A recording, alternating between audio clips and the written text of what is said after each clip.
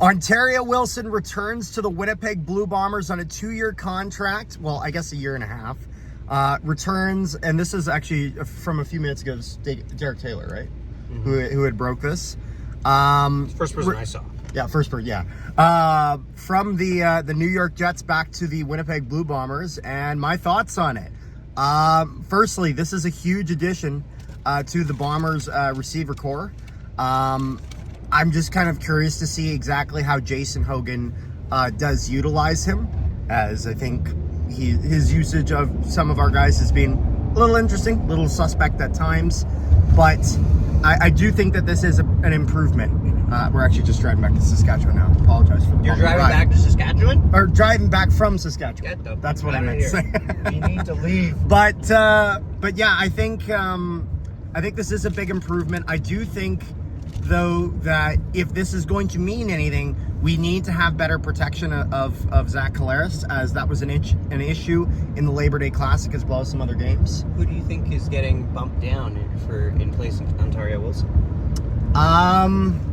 If I were to guess, potentially Dylan Mitchell going back to a backup role would be probably my guess. But again, stuff's going to get shuffled around when there's obviously injuries and whatnot, with Stern still being out. And if guys get hurt later in the game. Having that receiver depth is good, though. I still thought that Mitchell has played relatively well in that starting spot. It's just when you have a guy that was so good he went to the NFL, you kind of you give him a shot as soon as you can, as the Saskatchewan Roughriders did in the Labor Day Classic with their NFL guy, Joe, who had spent some time with the Indianapolis Colts. Now, if we're looking at his prior seasons, when he was with the Bombers in 2024 last year, he played 18 games. He started all 18 of those games with. Rookie? What'd you say? Was he the most outstanding rookie? No, that went to Nick Anderson. So he did not get the nomination for the West, as he lost to Nick Anderson. But to be fair to Nick Anderson had the most tackles in the entire league last year, let alone just being a rookie. He had 71 receptions for 1,026 receiving yards with an average of 14.45 per reception. So he was just exceptional. He was a really good deep ball receiver for the Bombers. I think there was one game, I can't remember exactly what game, I think it was relatively early in the season.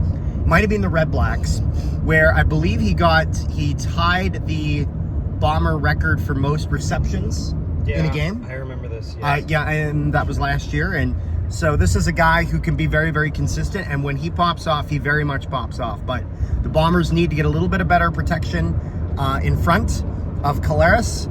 And all in all, I think this is a fantastic signing for the Bombers. Really good that they're able to get him not just for the rest of this year, but also for next year, as in the CFL there isn't enough of those longer term deals. And so this gives at least a little bit of security at the receiver position moving forward for the Bombers. So huge signing for Winnipeg. Definitely the right call. Just only time will tell to see exactly how much we get from his production this year. So anything else, Zach? No, I'm very much looking forward to asking him questions after the Banjo Bowl if he plays. There we go. Let's do that. So thank you all for tuning in. Make sure you guys like, share, and subscribe if you haven't already. And we'll see you guys next time.